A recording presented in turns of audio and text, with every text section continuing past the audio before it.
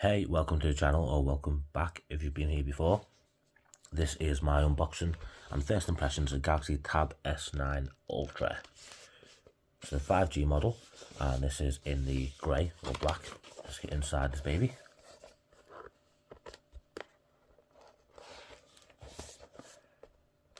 Got the Eco pull tabs here. Oh, that one didn't quite make it across.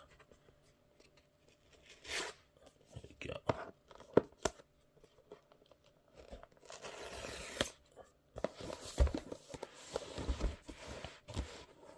As you can probably tell by the slim box, there's not going to be a charger in here.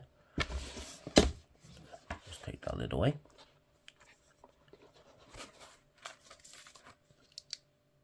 Jeez, because I've had my S8 Ultra in a case for so long, I forget how incredibly thin that is. It feels fake, is the best way to describe it.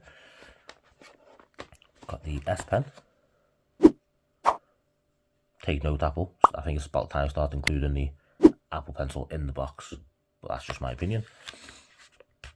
Listen, I really appreciate you watching this video as well. I know obviously there are thousands of videos you could be watching, and it is no small feat to be competing with these larger channels who get devices earlier and have big production companies behind them.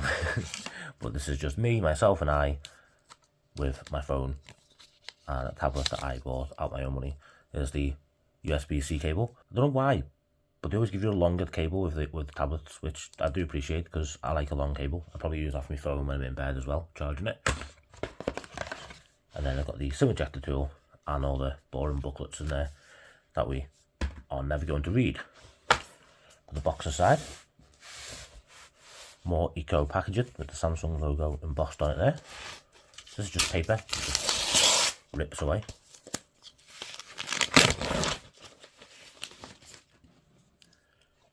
And look at that, it's like razor thin. And turn it over. It's got the charging point for the pen, which now works both ways, which is good. The old one just worked one orientation. Looks a lot cleaner with the camera design. Obviously they've got the camera design more uniform now, so it's the same kind of look and feel as the S23 lineup.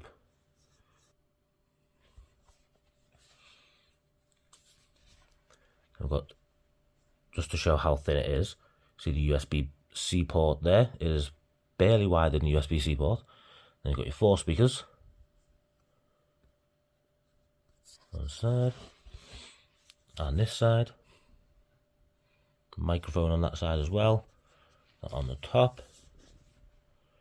Got some more microphones, power button, and the volume up and down, as well as the SIM card slot and micro SD slot as well, so for expandable storage. And then you've got your connector pins and little hook hole thingies for the keyboard case. All of the cases as well, they all kind of slot in there. Let's turn this on.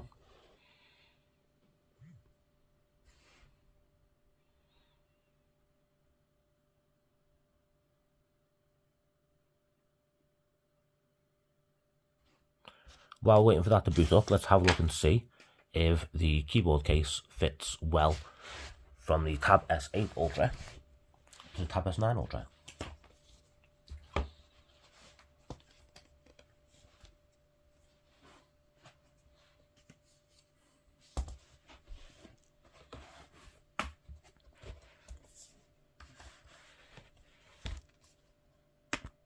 The actual keyboard part itself fits perfect.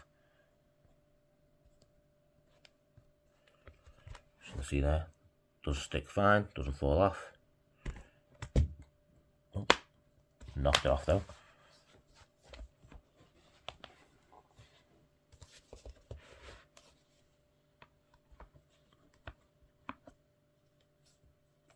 How to put it the right way. Unfortunately, so even though it fits snug on the back, because of the cameras, there's like different design on there, doesn't quite close all the way, which is unfortunate. It is just the camera module. But I think looking at the cameras,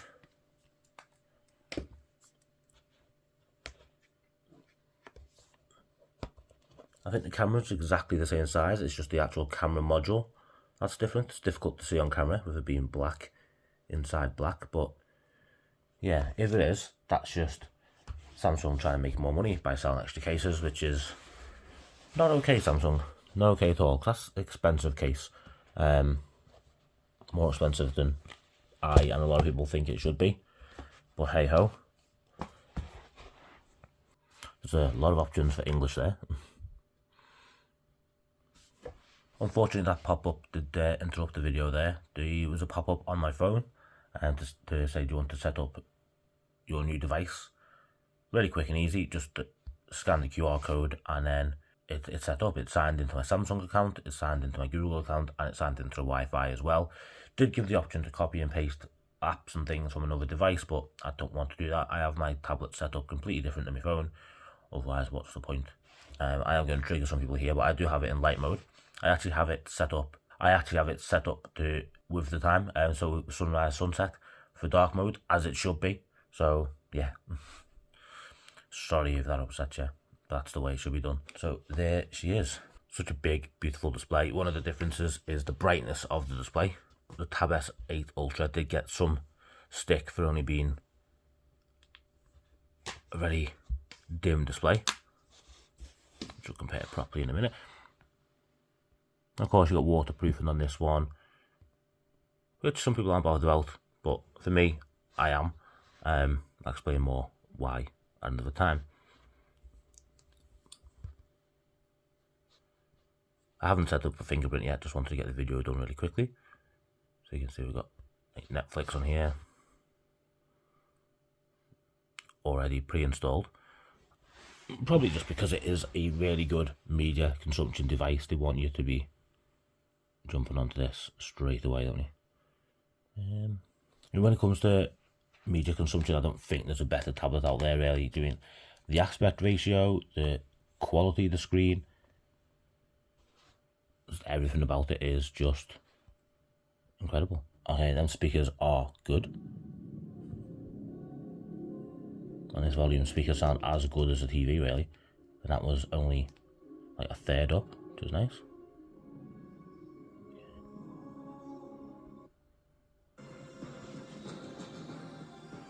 If the whole swarm is to feed, it must move further. And you can see every bird of that swarm there.